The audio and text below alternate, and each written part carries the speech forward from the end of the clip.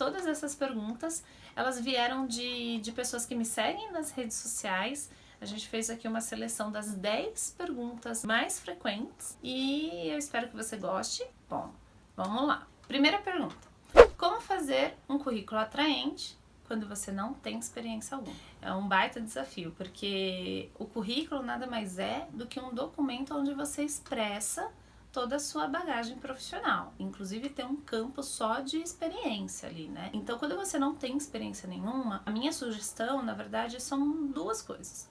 A primeira, explorar bastante os seus conhecimentos técnicos relacionados à área que você está buscando a colocação. Então, explorar bastante esses seus conhecimentos técnicos, então tudo que você já estudou pela faculdade a respeito daquele tema, se você fez algum trabalho específico, aqueles trabalhos semestrais mesmo, até o seu próprio TCC. Então, isso tudo você pode trazer ali no campo do resumo como conhecimento. Nesse campo ainda, eu exploraria também a questão das habilidades comportamentais, sempre atrelando que essas habilidades que você possui são muito compatíveis ao mercado de trabalho que você quer entrar. Então, eu exploraria bastante, deixaria um resumo assim bem legal mesmo, bem compatível com a vaga que você está concorrendo. E no campo de experiência, por muitas vezes eu já tive contato com algumas pessoas que falam assim: Joyce, eu não tenho experiência nenhuma. Aí eu, conversando com essas pessoas, aí eu descobri que ela tinha participado de algum voluntariado, ou até mesmo fez um serviço informal no escritório de um amigo, ou no escritório de um tio, de um parente, enfim, por um tempo curto, mas teve essa vivência, ou até mesmo aqueles estágios da faculdade de horas complementares. Na minha faculdade de psicologia, a gente tinha estágio prático de clínica, de hospitalar, de educação. Então, a gente teve essas vivências externas. Provavelmente na sua área você também teve isso. Então, trazer isso para o seu currículo também, mas deixar evidente de que é um voluntariado, que foi um trabalho informal ou que foi estágio pela faculdade também. Então, isso também comporta ali, e juntando todo o seu conhecimento, toda a sua habilidade comportamental e as suas vivências, mesmo que não seja um trabalho formal, fica legal também.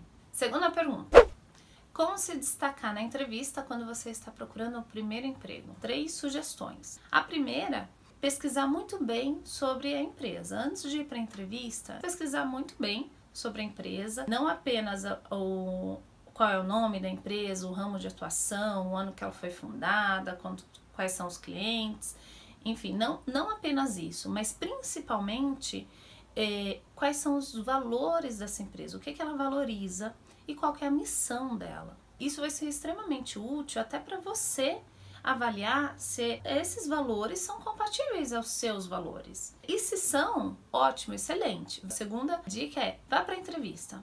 Explore bastante a questão comportamental, explore bastante a questão da comunicação. Não apenas verbal, mas comportamental também, né? A não verbal, né? Que a gente fala. Então, chegue com uma boa presença, cumprimente todo mundo, observe bastante e principalmente tenha uma escuta ativa para que você consiga assimilar bem as perguntas e poder expressar a resposta de uma forma muito assertiva. E aí a terceira sugestão é: utilize dessa sua pesquisa que você fez a respeito da empresa, principalmente a questão dos valores e da missão, nas suas respostas, fazendo com que o entrevistador entenda que seus valores e a sua missão são totalmente compatíveis à empresa. Lógico, isso tem que ser de uma forma muito íntegra, então tem que ser real. Se você não tem aqueles valores compatíveis à empresa, reflita se essa empresa com esses valores, se não são compatíveis aos seus, se realmente vale a pena.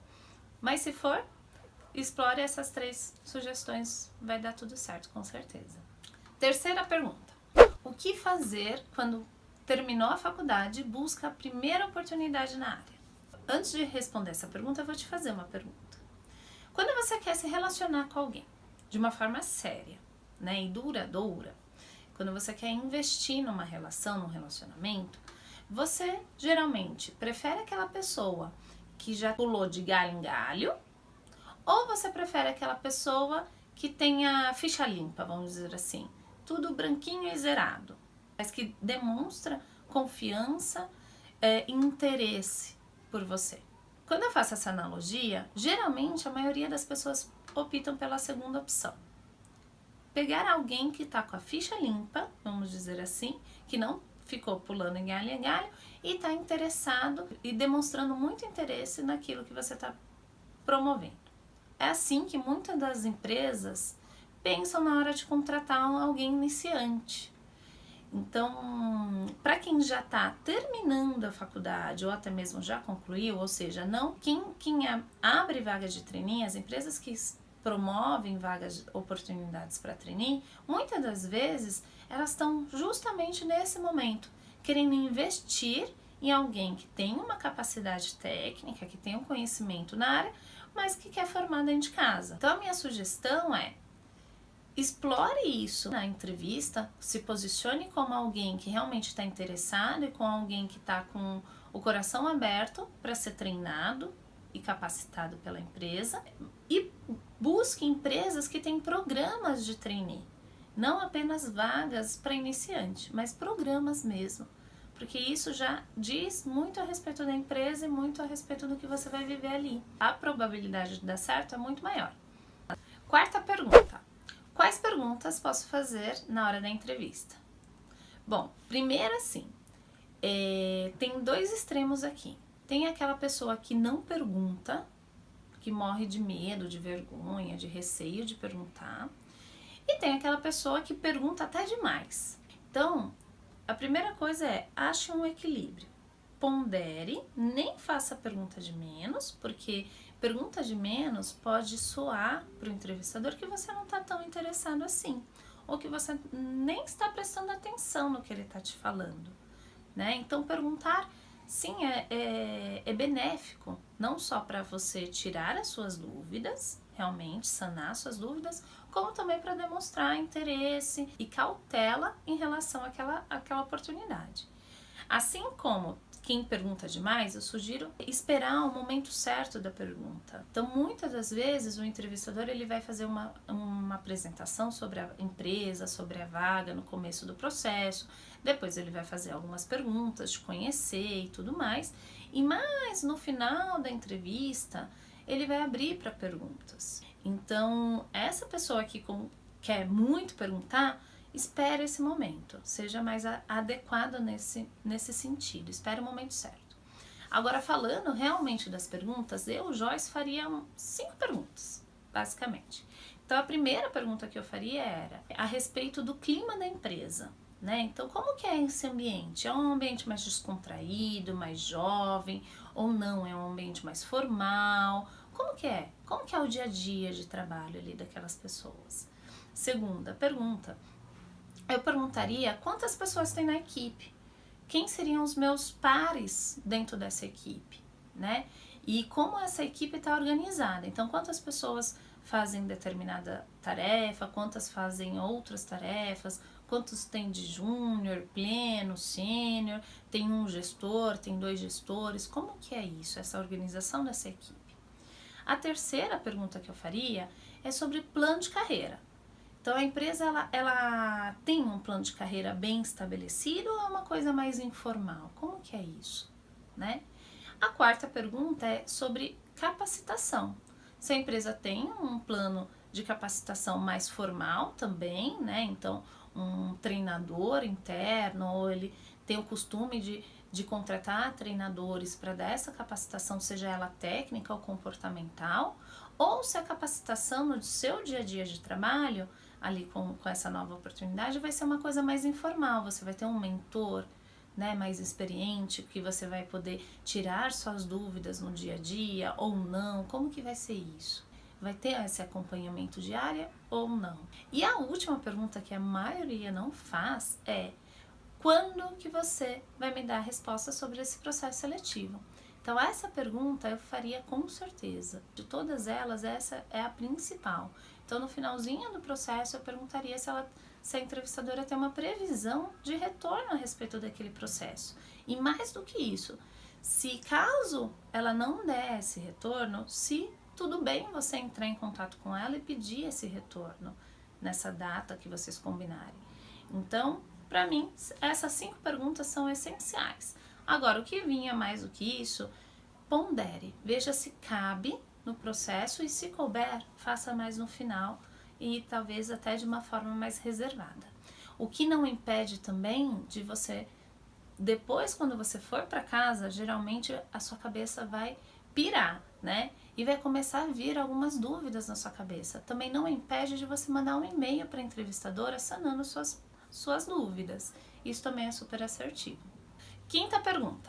Se me perguntarem quanto eu quero ganhar, qual que é a melhor forma de responder?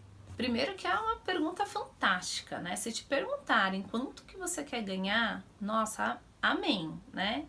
Porque hoje em dia isso é raro, né? As empresas, principalmente para posições iniciais de estágio, trainee, as empresas já têm um valor fechado, ela mais te pergunta se você aceita aquele valor do que o quanto realmente você quer ganhar. Mas se perguntarem, show de bola. Um cálculo que eu sugiro você fazer é: qual que é o valor da sua faculdade? Se você cursa uma faculdade paga, quanto que você paga mensalmente por ela, né? Quanto que você está investindo na sua formação? Eu somaria esse valor com o valor de transporte, então quanto que você gastaria por dia, por mês, para ir da sua casa ao trabalho, do trabalho para a faculdade, da faculdade para casa. Então, somaria isso na conta. Mais uma coisa, a sua alimentação, pelo menos uma refeição, que é o almoço. Somaria esses 3 itens e sugeriria algo nesse sentido. Quem está entrando no mercado de trabalho, quem está iniciando numa posição, geralmente investe muito, né? Investe em formação, investe em transporte, alimentação, uma série de coisas. Mas uma coisa que eu quero deixar aqui também, um ponto de atenção é, quando falar sobre valor, seja te perguntar ou te convidar a receber aquele valor, primeiro, se aquele valor não for atrativo para você, eu traria uma segunda opção. Pondere e analise o quanto aquela vaga, além da remuneração, ela pode ser atrativa para você. Às vezes a remuneração não é tão atrativa inicialmente, mas se ela tem um plano de carreira, um plano de capacitação, é uma empresa interessante, com um ambiente bacana, com projetos desafiadores, então às vezes vale a pena você investir nessa empresa, neste momento, para você ganhar um investimento financeiro no futuro. Então tem que colocar na balança, mas falando só do financeiro, eu somaria essas 3 coisas: o valor da sua faculdade, o valor do seu transporte e o valor da sua alimentação. Isso tá bem aderente. 6ª pergunta. Falando sobre vestimenta, qual que é o look ideal para os jovens? Bom, primeira coisa, o look ideal é aquele que você gosta, né? Então, primeira coisa que você tem que fazer é identificar qual é o seu estilo. Se é um estilo mais casual, se é um estilo mais despojado, se é um estilo mais social, enfim. Identifica a primeira coisa o seu estilo. Segunda coisa, identificar qual que é o estilo da empresa onde você almeja trabalhar ou a empresa onde você vai participar do processo seletivo. Identificando um e identificando o outro, faça um look que seja compatível aos dois. Primeiro, como que eu identifico o look dessa empresa? Tem alguns sinais que a gente já consegue entender um pouco mais do look dessa empresa que você vai participar do processo seletivo. Então, um sinal é, qual que é o ramo dessa empresa? Né? Então, se é um ramo mais criativo, geralmente eles vão trabalhar com vestimentas mais criativas, mais estampadas, mais alegres, alguma coisa nesse sentido.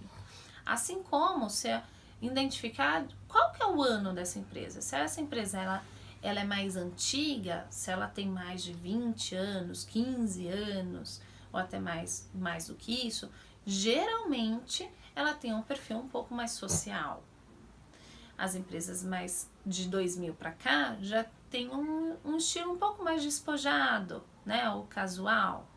Mas para você ter a certeza mesmo qual que é o estilo dessa empresa, entrar nas redes sociais dessa empresa. Hoje a maioria das empresas tem redes sociais, então entra nessa rede social, veja ali como que essas pessoas vão trabalhar, geralmente tem fotos dos funcionários, da equipe e tudo mais, identifique como que elas se vestem e tente fazer uma compatibilidade com o seu perfil, com o seu estilo.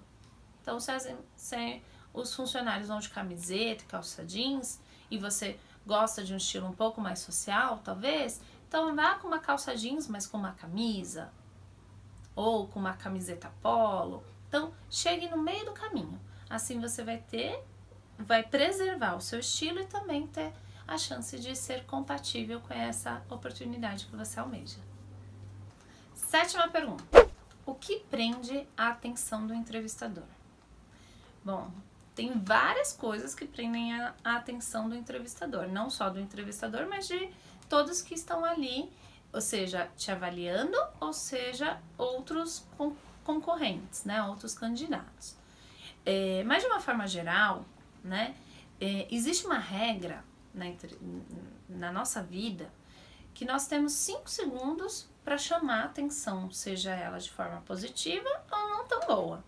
Então, em 5 segundos, quando a gente se apresenta a primeira vez para alguém, ela vai escanear você, então vai dar aquela olhada de cima para baixo, de baixo para cima, e ela tem ali naquele momento, ela tem que bater um olho em você e agradar.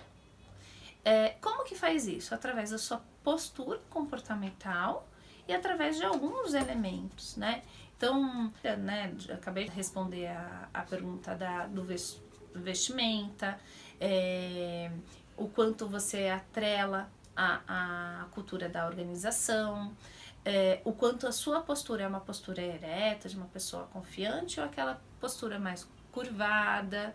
Então, esses 5 segundos são cruciais para você mostrar para o entrevistador o quanto você é compatível com aquela vaga, com aquela empresa. Então, primeira coisa é foque nesses 5 segundos. Segunda coisa, comunicação assertiva. Então, ao longo da entrevista, saiba o momento de falar, o momento de ouvir, se posicione de uma forma muito objetiva nas suas respostas, né, para que não disperse a atenção do entrevistador. Se você começa a contar muita história, contar quando começou, quando terminou, do papagaio, do vizinho e tal, dispersa. Então seja mais assertivo e vai direto ao ponto do que ele te perguntou.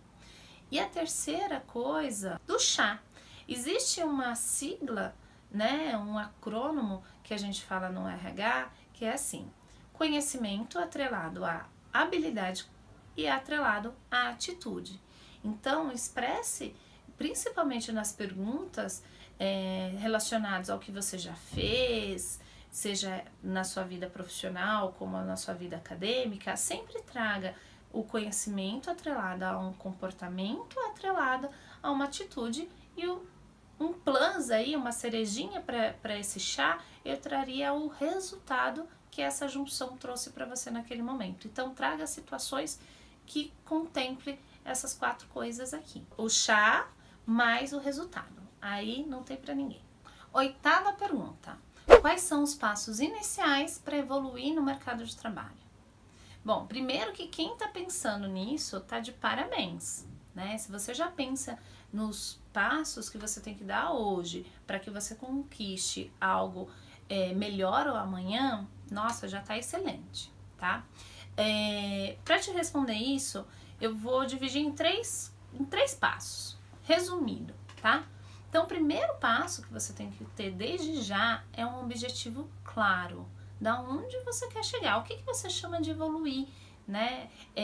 O que seria evoluir para você? Qual que é o seu objetivo de evoluir? Seja tá atrelado a financeiro, tá atrelado a crescimento de cargo, tá atrelado a crescimento de desenvolvimento de habilidades, de conhecimento, né? Então, entenda melhor e coloque isso no papel de uma forma muito específica, qual que é o seu objetivo, aonde você quer chegar.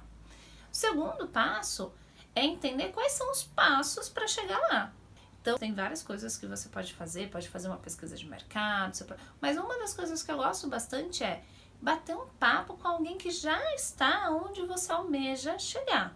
Então, essa pessoa ela vai te contar a jornada dela, quais foram os passos que ela fez, quais foram os cursos, as formações técnicas, comportamentais, qual é o mindset dela, então, como que ela pensa à frente de um obstáculo. E o terceiro tenha muito foco e muita determinação. Coloque realmente metas atreladas a datas que fazem sentido para você e submetas, né? E para quê? Para que você a cada passo, a cada meta, você sinta que você está se aproximando daquilo, do que você quer. Porque às vezes a gente coloca uma meta de muito tempo, né? Ainda mais quando a gente fala de evolução de carreira. Então, às vezes a gente começa a plantar hoje para colher daqui 10 anos, por exemplo.